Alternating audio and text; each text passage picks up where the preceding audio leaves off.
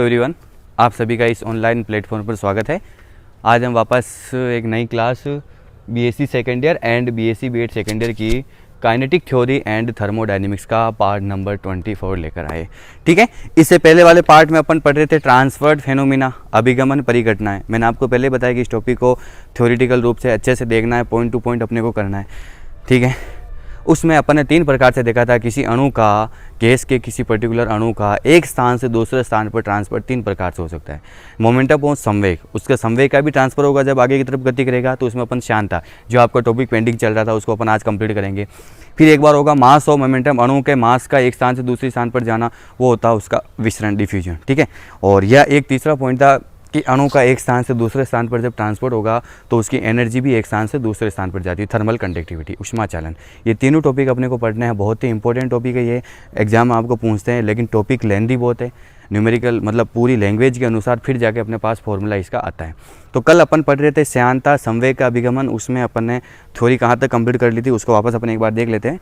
अपना जो टॉपिक चल रहा था कल वाला वो है श्यानता, है ना। ट्रांसपोर्ट ऑफ फेनोमेना अपन पढ़ रहे थे श्यानता, और इसका मतलब हो गया transport of momentum, transport of momentum. ठीक है, ये अपने को करना है, संवेग का अभिगमन। तो कल अपने पास एक डायग्राम आया था ऐसे, इसको अपन वापस आज प्लॉट करते हैं। एक परत अपनी ये थी, एक ये थी, और एक अपने पास ये थी। ये बिल्कुल सेम देना पड़ेगा ना, ऊपर नीचे गैप नहीं देना। और ये 5 परत थी। ओके, ए, बी, सी और डी, इन परतों के बीच अपना क्या था, अपना एक ध्रुव बह रहा था। और फिर अपन ने देखा था कि यहाँ से जेड डिस्टेंस पर, यहाँ से जेड दूरी पर एक परत क्यू है।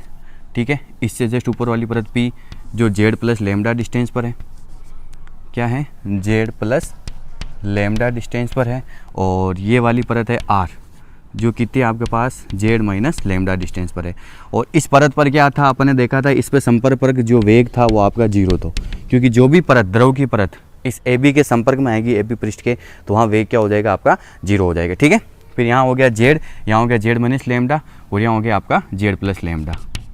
ठीक है, फिर अपन ने देखा था कि पर्टिकुलर ये कोई बीच वाली परत है जो Vx वेग से आगे की ओर गतिशील, सेंटर वाली परत ली जो Vx वेग से उसमें x दिशा में गतिशील है। तो अपन ने देखा था कि उसके ऊपर वाला मान, द्रव के ऊपर वाली परत का वेग और ज़्यादा होता है, तो अपन ने देखा था Vx plus lambda del Vx upon del Z, ये था। इसी प्रकार इसके नीचे वाली का कम होता है, तो इसका था अपने पास Vx minus lambda del Vx upon del Z. ठीक है, ये अपने पास 2 अलग अलग वेलोसिटी थी। यहाँ तक अपन ने देख लिया। अब अपन इसमें ये चीज़ देख रहे थे, मैं आपको कल भी बताया था कि कितने अणु, भाई 3 परतें एक साथ चल रही है सेंटर की, कितने अणु जो परत, इसके अंदर भी अणु स्थित है जो परत पी से क्यू को पार कर जाएंगे, उन अणु की संख्या अपन बता रहे थे।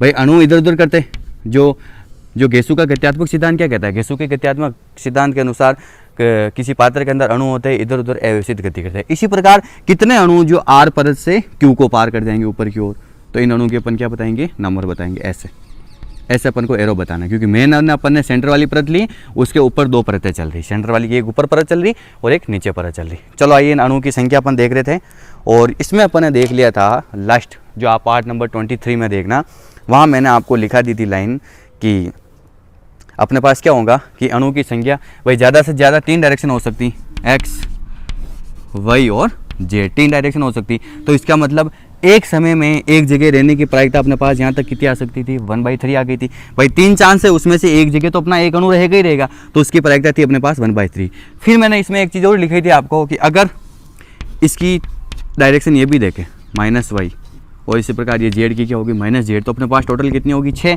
उन 6 में से एक जगह रहने की प्रायिकता क्या थी अपने पास, 1/6। तो मैंने लास्ट में जो लिखाया था उसको अपन वापस चलते हैं। पहले ही बोल रहा था मैं आपको, पूरा थ्योरेटिकल पार्ट है, इसलिए थ्योरी आपको यहाँ पर लिखना इसमें बहुत ही ज़रूरी है। तो इसमें देखेंगे आपके कि इसके अतिरिक्त प्रत्येक अक्ष के, इसमें जस्ट आगे लिख रहा हूँ है ना, इसका पेंडिंग जो टॉपिक है आपका 23 के बाद जो पेंडिंग बचा हुआ उसको अपन यहाँ देख रहे हैं कि इसके अतिरिक्त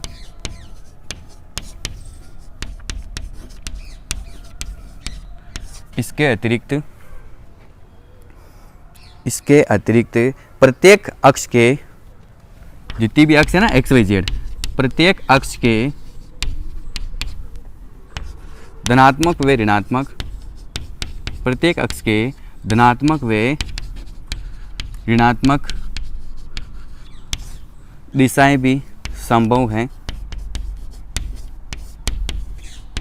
प्रत्येक अक्ष के धनात्मक व ऋणात्मक दिशाएं भी संभव हैं। अतः किसी एक ही दिशा में गतिशील अणु की संख्या, अतः किसी एक ही दिशा में गतिशील अणु की संख्या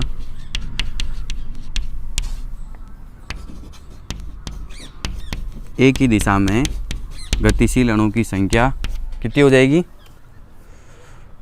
कुल संख्या की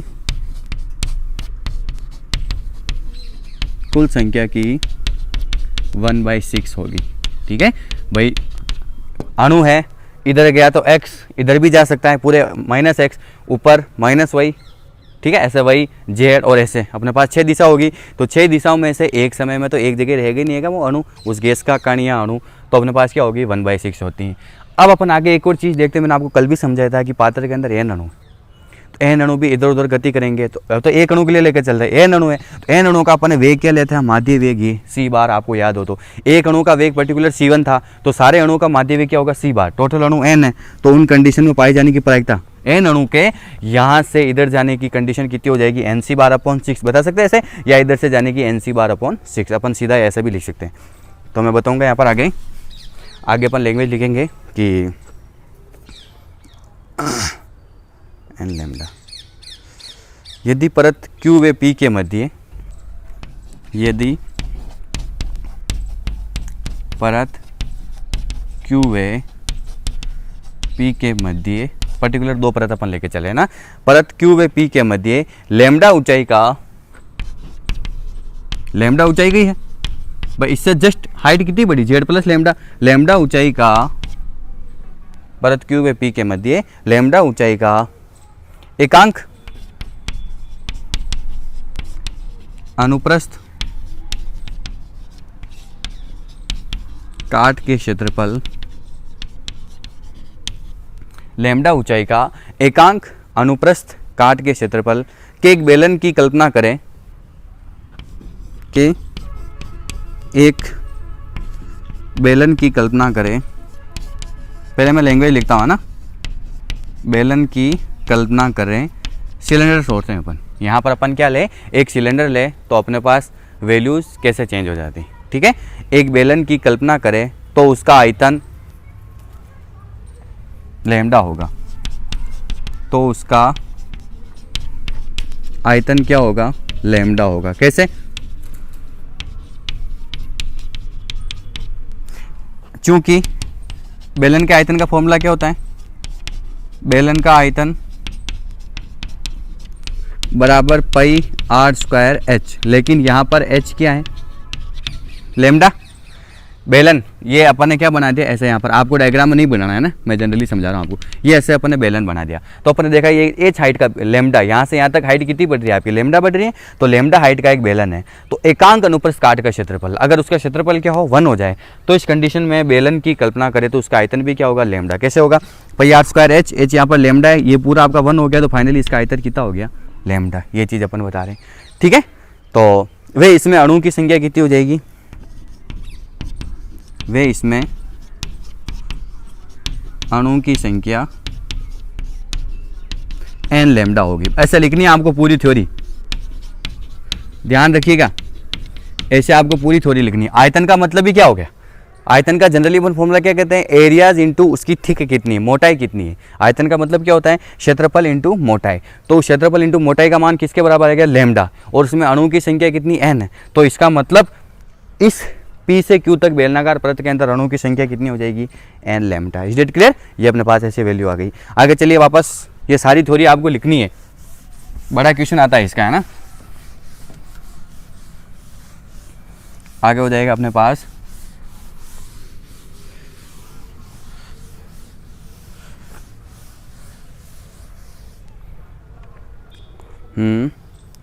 ये हो गया अपने पास n लैम्डा। अब अपने को पता है कि बेलन में स्थित एन लैम्डा, बेलन में स्थित अणु कितने हैं, एन लैम्डा अणु, बेलन में स्थित एन लैम्डा अणु, एन लैम्डा अणु को P से Q परत की ओर, एन लैम्डा अणु को P से Q परत की ओर, ऊपर वाली परत से कहाँ आ रहे, नीचे आ रहे, P से Q परत की ओर गति करने वाले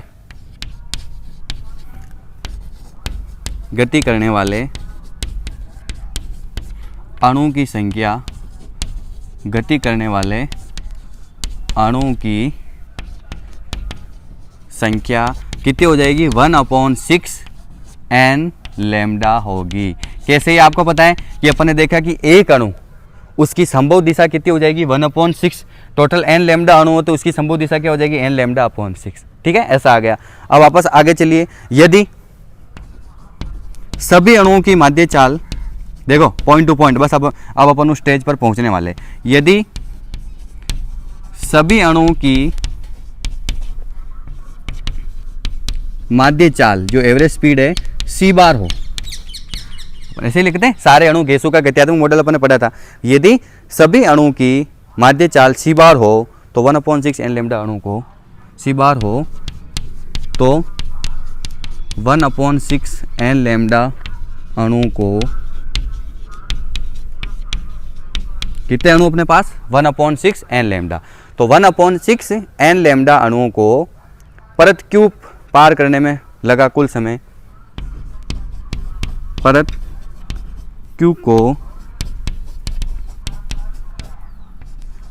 पार करने में लगा कुल समय, समय बराबर क्या होता है, दूरी अपॉन चाल, समय बराबर क्या होता है आपके पास, दूरी अपॉन चाल होता है, time equal to distance, distance कितनी है, P से Q तक लैम्डा डिस्टेंस है, लैम्डा अपॉन किस चाल से चल रहे हैं वो, c बार, ये हो जाएगा समय बराबर लैम्डा अपॉन c बार हो जाएगा। यहाँ तक ठीक है।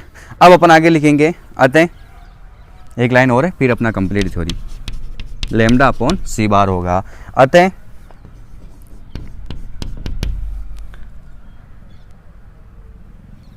परत Q को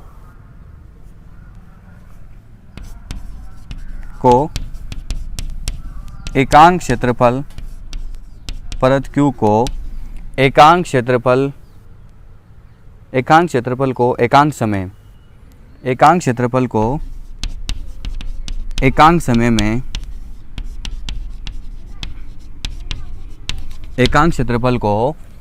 एकांक समय में पार करने वाले अणु की संख्या,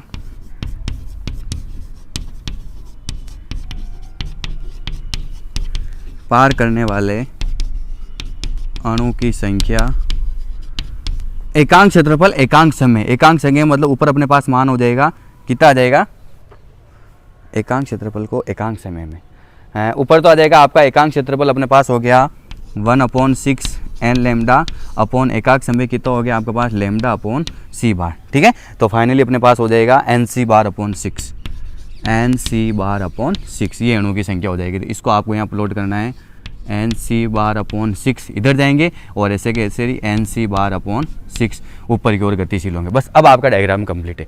ये वैल्यू भी आपको लिखना जरूरी है इस डायग्राम में, तब जाके अपना डायग्राम पूरा क्या हो गया, कंप्लीट हो गया। मतलब nc बार अपॉन 6 अणु, आप चाहो तो डायरेक्ट भी लिख सकते हो इसको, इस परत P से Q की ओर पार करेंगे अणु और nc बार अपॉन 6 R से Q की ओर पार करेंगे। तो इस कंडीशन में संवेग का कितना अभिगमन हो रहा है, विस्कोसिटी का, आइए अब अपन फॉर्मूला निकालते हैं। ठीक है, तो अपने पास हो गया 1/6 nc बार 6। अब अपन पॉइंट टू पॉइंट आगे चलेंगे। चलो आगे ये थ्योरी आपको इतनी लिखनी है, कल भी लिखाई और आज भी लिखाई, बुक्स में तो 3 या 4 पेज भरे हुए, लेकिन ये जो इंपॉर्टेंट लाइन है ये तो लिखना जरूरी है ही, तब जाकर आप इसका आंसर दे पाओगे, अन्यथा नहीं, क्योंकि इसका बड़ा क्वेश्चन आता है, इसलिए बड़े क्वेश्चन में अपने को ये चीज़ें तो करनी ही पड़ती। तो अब अपन देखेंगे कि परत Q को नीचे की ओर पार करने वाले, परत Q को नीचे की ओर पार करने, परत Q को नीचे की ओर पार करने वाले, मतलब P से Q की ओर जो अणु आ रहे हैं उनके अपन फॉर्मूला निकाल दें। तो परत Q को नीचे की ओर पार करने वाले NC बार अणु का, NC बार अपॉन 6 अणु का गैस के प्रवाह की दिशा में संवेग, गैस के प्रवाह की दिशा में संवेग कितना हो जाएगा? NC बार अपॉन 6 है। एक अणु का अपने पास कितना संवेग आया था? एक अणु का अपने पास संवेग आया था, अपन लिखा था m, संवेग का फॉर्मूला क्या होता है? v का मतलब गैस के प्रवाह में दिशा में संवेग, वे का फॉर्मूला था Vx plus lambda del Vx upon del Z। ठीक है, ये एक अणु का था। टोटल कितने अणु है? NC बार अपॉन 6, ऐसे मल्टीप्लाई कर सकते हैं अपन, है ना। NC बार अपॉन 6 हो गया। इसी प्रकार तथा सेम वो का वही, परत Q को ऊपर की ओर पार करने वाले, परत Q को ऊपर की ओर पार करने वाले, परत Q को ऊपर की ओर, है ना, ऊपर की ओर पार करने वाले NC बार अपॉन 6 अणु का गैस के प्रवाह की दिशा में संवेग कितना हो जाएगा? गैस के प्रवाह की दिशा में संवेग सेम वो का वही मोमेंटम m, यहां पर क्या हो जाएगा? ऊपर की ओर पार करने वाले, तो ये हुआ इसका Vx minus lambda, Vx minus lambda del Vx upon del Z, और इसको अपन मल्टीप्लाई कर लेंगे NC बार अपॉन 6 से। भाई टोटल अणु कितने हो रहे हैं अपने पास? NC बार अपॉन 6 ये अणु हो रहे हैं। ठीक है, तो अब अपन देखेंगे कि यहाँ पर अणु का अभिगमन हो रहा है, परत के ऊपर क्या हो रहा है? इधर से भी अणु का ट्रांसपोर्ट हो रहा है और इधर से भी क्या हो रहा है? अणु का ट्रांसपोर्ट हो रहा है। तो अब अपन निकालेंगे कि अगर जो परिणामी संवेग निकलेगा वो परिणामी संवेग इन दोनों का अपन माइनस कर देंगे। भाई संवेग में कितना डिफरेंस आ रहा है, तो इस मान में से इस मान को अपन माइनस कर देते हैं यहाँ तक। ठीक है, अब अपन डायग्राम भी मिटा देते हैं, बस डायग्राम आपको इतना बनाना है, ये चीज़ें सारी लिखनी जरूरी है। अपन ने क्या धीरे धीरे लिखा, जैसे जैसे अपने पास वैल्यू आती गई और अपन ने डायग्राम में वो मान, डायग्राम के अंदर अपन वो वैल्यू प्लॉट करते गए। चलो आइए आगे।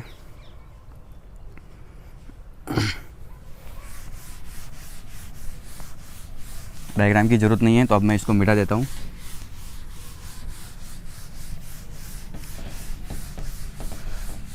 अब अपने पास हो जाएगा कि मैं लिखूंगा अतः परत Q पर अणु का अभिगमन होता है, जो अपने देख लिया। परत Q पर अणु का अभिगमन होता है तो x दिशा में परिणामी, तो x दिशा में परिणामी संवेग घनत्व क्या हो जाएगा अपने पास? परिणामी संवेग घनत्व JPX, ऐसे अपन लिख रहे हैं संवेग घनत्व। अब देखिए वो जो मैंने तीनों पॉइंट बताए थे ना अपने ट्रांसपोर्ट फेनोमिना में, तीनों पॉइंट, विसरण का भी फॉर्मूला आया था, श्यानता का भी वहाँ पर फॉर्मूला आया था, और उष्मा चालन के जो अपने पास आए थे थर्मल कंडक्टिविटी, उन तीनों का फॉर्मूला आया था। वो तीनों फॉर्मूले भी अपन यहाँ पर योगदान देंगे। वो शॉर्ट रूप था उनका, अब इनका अपन विस्तार रूप देख रहे हैं। तो ऐसे लिखा था अपन ने संवेग घनत्व JPX बराबर कितना हो जाएगा कि MVx minus lambda del Vx upon del Z। अपने पास इक्वेशन है ना, उसके अनुसार अपने को सेट करना है। MVx minus lambda del Vx upon del Z NC bar upon 6, इसमें से अपने को माइनस करना ऊपर वाला मान MVx plus lambda del Vx upon del Z into NC bar upon 6। ठीक है, ऐसे अपने मान लिख दिया। अब आप इन मान को मल्टीप्लाई कीजिए और मल्टीप्लाई करने के बाद अपने पास पर्टिकुलर एक वैल्यू आ जाएगी। तो चलो आइए मैं इसको करता हूँ। JPX बराबर MVx हो जाएगा, MVx, ठीक है, इंटू NC बार 6। एक बार आप पूरे को मल्टीप्लाई कर लीजिए। ठीक है, अगले स्टेप में minus M lambda del Vx upon del Z dot NC bar upon 6। ठीक है, अब इसको करेंगे अपन minus MVx NC bar upon 6 minus plus वापस क्या हो जाएगा आपका माइनस, ये भी माइनस हो जाएगा, minus M lambda del V X upon del Z into N C bar upon 6, ये मल्टीप्लाई कर लिया। अब कौन क्या करता है, ये कट गया आपका मान, ठीक है, ये कट गया, और ये कटने के बाद ये पूरा मान आपका ऐड होगा, और ये मान ऐड होने के बाद आपके पास मान आ जाएगा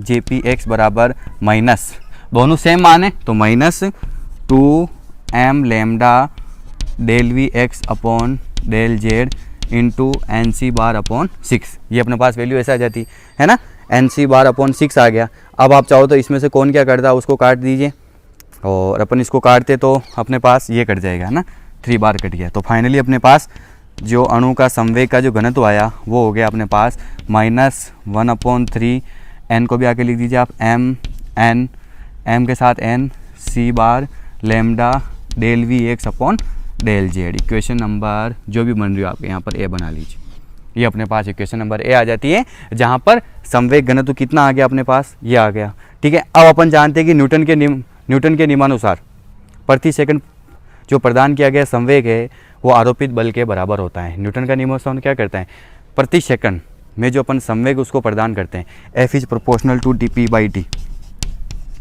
प्रति संवेग का मतलब क्या हो गया, F is proportional to p/t। तो ये आपका मान किसके बराबर हो जाता है, फोर्स के बराबर हो गया, संवेग में परिवर्तन की दर, ठीक है। तो अब अपन लिखेंगे जो अपने पास फॉर्मूला जनरली जो होता है, तो अपन इसको ऐसे बता सकते हैं कि अतः परत के एकांक क्षेत्रफल पर आरोपित बल, अपना फॉर्मूला ऐसा हो जाएगा, एकांक क्षेत्रफल पर आरोपित बल, मतलब इसको अपन ऐसे बता सकते हैं, जे पी एक्स जो आपका घनत्व वो होता है F/A के बराबर। क्या बोला अपन, एकांक क्षेत्रफल पर यूनिट वेक्टर पर जो फोर्स लग रहा है, तो अपन इस जे पी एक्स को किसके बराबर बता सकते हैं, F/A, और इस कंडीशन में पूरा मान आपका किसके बराबर हो जाएगा, -1/3 mn c bar lambda del V X upon del Z. ये अपने पास एक कोई वैल्यू आ जाती है ऐसे, ठीक है। मैंने आपको पहले ही बताया था कि जो मोमेंटम जो चेंज हो रहा है टाइम के अकॉर्डिंग वो किसके बराबर होता है, फोर्स के इक्वल होता है, ठीक है। और अनुप्रस्थ क्योंकि A1 एकांक क्षेत्रफल, तो अनुप्रस्थ काज का क्षेत्रफल 1 हो गया, तो इस कंडीशन में अपने पास F का मान कितना आ जाता है, F का मान अपने पास हो गया, यहाँ से मिटा देता है ना, ये पूरा हो गया अपने पास कंप्लीट, यहाँ से थोड़ा स्पेस चाहिए मेरे को, तो अपने पास F आ जाता है, F बराबर ये जो है ना ये पूरा F के बराबर हो गया कि परत के एकांक क्षेत्रफल पर आरोपित बल, ये संवेग घनत्व F/A और ये JPX F/A आ गया, A आपका 1 हो गया, तो यानी ये जो मान आया ना वो श्यान बल का आया, -1/3 mn c bar lambda del V X upon del Z. ये अपने पास पर्टिकुलर कोई वैल्यू हो जाती है फोर्स की, ठीक है ना, -1/3 mn c bar lambda del V X upon del Z. इसको आप है ना समीकरण नंबर 1 बनाइए और इसको बना लीजिए आप समीकरण नंबर 2। ये है अपने पास, इसको सोल्व किया और अपने पास फोर्स का फॉर्मूला ये आ जाता है, ठीक है। अब आइए इसको अपन वापस चेंज करते हैं, कैसे चेंज होगा कि न्यूटन के श्यान बल से अपन लिख सकते हैं, लेकिन न्यूटन का श्यान बल का फॉर्मूला क्या था अपने पास, लेकिन न्यूटन के श्यान बल से वही श्यानता गुणांक वहीं पाया था, न्यूटन के श्यान बल से F बराबर -ηA dv x upon D Z, यही था जो न्यूटन का श्यान बल होता है, F बराबर -ηA dv x upon D Z. अब अपने को पता है यहाँ पर A1 अपन अनुप्रस्थ काट का क्षेत्रफल A कितना लेके चल रहे 1, तो F बराबर क्या हो जाएगा -ηA dv x upon D Z. समीकरण नंबर आपकी 3।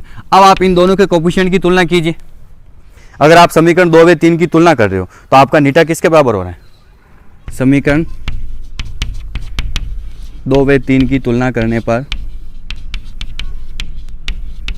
ठीक है, अगर आप कंपैरिजन करोगे तो अपना नीटा किसके बराबर हो गया, नीटा बराबर हो गया 1/3 mn c बार लेमडा, ये हो जाता अपना नीटा, ठीक है। ये अपने पास यहाँ से एक फॉर्मूला चेंज हो गया और अपने पास नीटा बराबर क्या हो गया 1/3 mn c बार लेमडा। वापस अपन इस फॉर्मूले को चेंज कर सकते हैं, कैसे, क्योंकि जहाँ रो बराबर क्या है mn, ये क्या है आपके पास रो, गैस का घनत्व, रो आपके पास क्या है गैस का घनत्व, तो इस कंडीशन में आपका फॉर्मूला क्या हो जाएगा, नीटा बराबर 1/3 रो c बार लेमडा। तो अब अपने पास ये फॉर्मूला ऐसे भी चेंज हो गया, ठीक है, क्योंकि अपने को पता है घनत्व का फॉर्मूला क्या होता है, घनत्व बराबर क्या होता है, डेंसिटी डी, जिसको अपन ने कैसे लिखा रो, रो बराबर द्रव्यमान अपॉन आयतन, रो बराबर क्या होता है द्रव्यमान अपॉन आयतन। अब अपन v बराबर 1 लेके चल रहे, क्योंकि अनुप्रस्थ काट का क्षेत्रफल ही क्या है अपना, अनुप्रस्थ काट का क्षेत्रफल यहाँ पर 1 है, तो इसका मतलब v1 हो गया, तो इसका मतलब रो किसके बराबर हो गया, mn के बराबर हो गया। ठीक है, तो अब इसमें एक चीज़ आप देखिएगा, आपका फॉर्मूला यहाँ पर दो प्रकार से आएगा। कैसे, एक तो अपने पास ये आ गया कि जो शांता गुणांक अपन ने संवेग का अभिगमन देखा, ट्रांसपोर्ट ऑफ मोमेंटम, तो अपने पास एक वैल्यू ऐसा आ जाती है। ठीक है, लेकिन अब इस फॉर्मूले को अपन वापस चेंज भी कर सकते हैं। कैसे, क्योंकि ये फॉर्मूला अगर आपको क्वेश्चन पूछ ले कि सिद्ध कीजिए कि जब अभिगमन परिघटना के अंदर गैसों की शांता जो होती है वो परमताप टी के वर्गमूल के समानुपाती होती है, तो इसमें टी का कोई लेना देना नहीं। तो आइए अब अपन इस फॉर्मूले को वापस कैसे चेंज कर सकते हैं। याद रखिए तीनों टॉपिक में अपने दो फॉर्मूला आएंगे, एक अपन यहाँ तक रुकेंगे, फिर अपन इसका लेमडा का मान रखकर, लेमडा होता है ना माध्य मुक्त पद, और एक अपने पास सी बार अणु का वर्ग माध्य मूल चाल, इन दोनों का मान रखकर इस फॉर्मूले को अपन वापस चेंज कर सकते हैं। तो चलो आइए आगे, बड़ा टॉपिक है आपका लेकिन बहुत इंपॉर्टेंट टॉपिक है, ध्यान रखिएगा आप। तो अब अपने पास हो जाएगा अगले स्टेप में, यहाँ पर क्या लिखा है ना, ध्यान रखना है ना कि अपने पास 1/3 रो सी बार लेमडा, रो किसके बराबर होता है mn, जो आपकी गैस की डेंसिटी है, और डेंसिटी ऐसे अपन निकाल सकते हैं। चलो आगे ये अपन देखते हैं, चूँकि अपने पास आया हुआ है नीटा बराबर 1/3 mn सी बार लेमडा। ठीक है, ये आया हुआ सी बार लेमडा, नीटा बराबर 1/3 mn सी बार लेमडा। ठीक है, और हम जानते हैं वी नो डेट, इसको जो समीकरण 3 थी ना आपकी, हम जानते हैं लेमडा बराबर कितना होता है, लेमडा बराबर होता है अपने पास 1/√2 पाई डी स्क्वायर एन, ये अपने निकाल रखा है, लेमडा बराबर 1/√2 पाई डी स्क्वायर एन, और गैस के अणु की माध्य चाल तथा गैस के अणुओं की माध्य चाल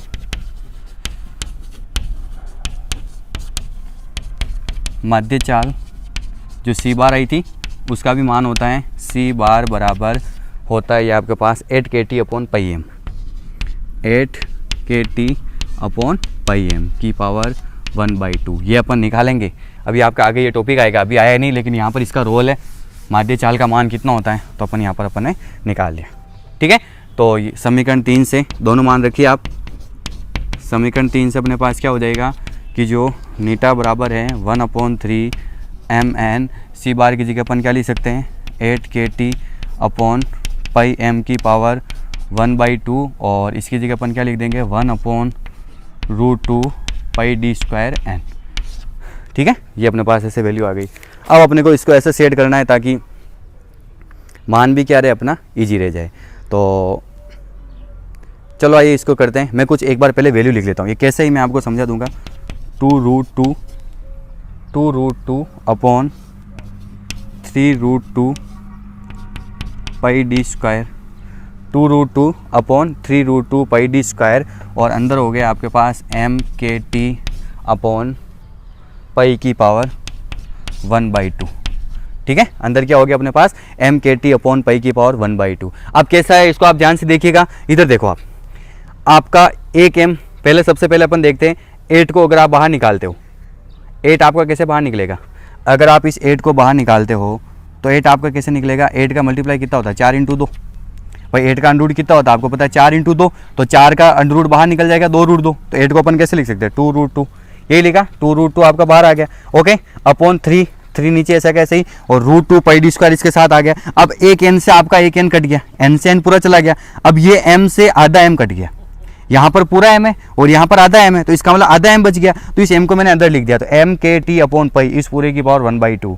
समझ में आ गया, अपन ने इस प्रकार सोल्व किया। अब आपको देखिए √2 से आपका √2 भी कट गया, अपने पास नीटा बराबर कितना हो गया, नीटा बराबर 2/3 पाई डी स्क्वायर, नीटा बराबर 2/3 पाई डी स्क्वायर mkt/पाई की पावर 1/2। ओके, अपने पास ये इक्वेशन आ जाती है। अब अपन इसमें कुछ वैल्यू चेंज करेंगे, कैसे कि कैपिटल M जो होता है ना वो आपका बराबर होता है m × n, कैपिटल M बराबर होता है आपका m × n। ठीक है, एक तो ये वैल्यू हो गई यहाँ पर, जहाँ पर m गैस का अणुभार है, जहाँ m क्या है कैपिटल M गैस का अणुभार।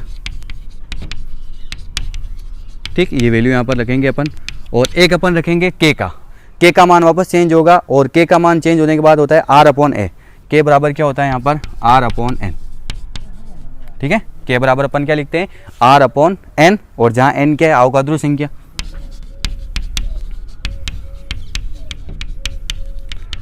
Avogadro number. ओके, तो अब देखिए इस वैल्यू को अपन वापस चेंज करते हैं। तो नीटा बराबर 2/3 पाई डी स्क्वायर, अंदर चलिए इस m, इस कैपिटल M की जगह मैं क्या लिख सकता हूँ, m अपॉन n, ऐसे लिखते हैं ना, m upon n, n Avogadro number हो गया। ठीक है, तो इसकी जगह मैं क्या लिखूंगा, m है तो आपकी जगह आ जाएगा m upon n। Okay, m upon क्या हो गया अपने पास, n आ गया। वापस आगे चलिए, k की जगह अपन क्या लिख सकते हैं, r upon n into t upon pi की पावर 1/2। एक चीज़ ध्यान से देखिएगा, ये आपका स्मॉल m चल रहा है, मास चल रहा है, तो जो कैपिटल M होता है वो small m into n, Avogadro number दोनों के मल्टीप्लाई होता है। ये वैल्यू है ना, ये आपके काइनेटिक थ्योरी के अंदर इनका रोल रहता है। ठीक है, तो अब अपन यहाँ से ध्यान से देखें तो अपने पास एक नई वैल्यू आ जाती है, वो क्या हो जाती है, बस ये अब आपका फॉर्मूला कंप्लीट हो चुका है कि नीटा बराबर n और n पूरा गुणा होकर बाहर आ जाएगा, तो अपने पास क्या हो गया 2/3 पाई डी स्क्वायर n, और अंदर क्या बच गया आपके पास m r t upon pi की पावर 1/2। ये अब जाके एग्जैक्ट आपका स्टैंडर्ड जो मेन फॉर्मूला अपने को निकालना पड़ता है वो निकाल लिया। ठीक है, कि नीटा बराबर 2/3 pi D square n M R T upon pi. अब यहाँ से आपको क्वेश्चन पूछ सकते हैं कि जो श्यानता गुणांक है वो परम ताप के वर्गमूल के समानुपाती होता है, हो रहा है? तो आप नीचे एक लाइन लिखेगा, मैं बोल रहा हूँ कि इस प्रकार श्यानता गुणांक गैस के अणुभार कैपिटल M, यहाँ पर कैपिटल M गैस का अणुभार है, ध्यान रखना। इस प्रकार श्यानता गुणांक गैस के अणुभार M तथा परम ताप T के वर्गमूल के अनुक्रमानुपाती होता है। ये आपको नीचे लास्ट में लाइन लिखनी है ना। इस प्रकार श्यानता गुणांक गैस के अणुभार M तथा परम ताप T के वर्गमूल के समानुपाती होता है।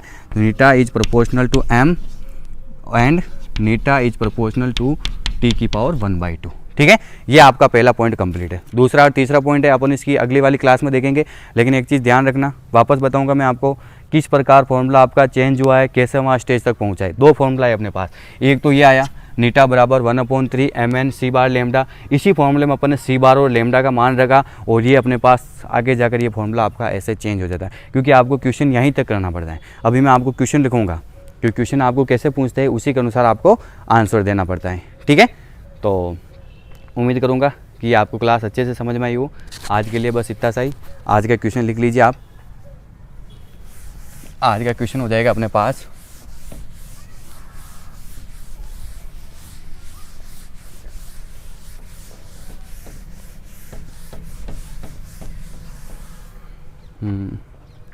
गैसों में अभिगमन घटनाएं क्या हैं।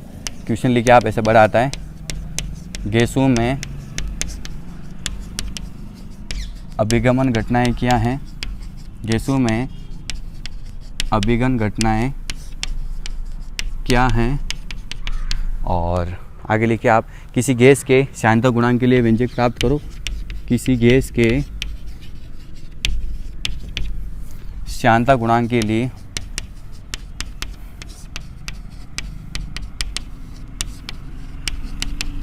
व्यंजक प्राप्त करो। किसी गैस के श्यानता गुणांक के लिए व्यंजक प्राप्त करो। ये व्यंजक आएगा ना, ये यहाँ तक आएगा आपका, नीटा बराबर आया था ना 1/3 mn सी बार लेमडा, ये हो गया आपका श्यानता गुणांक का व्यंजक। इसका आंसर यहाँ तक हो गया। इसी में आगे है आपका, इसी में आगे कि सिद्ध कीजिए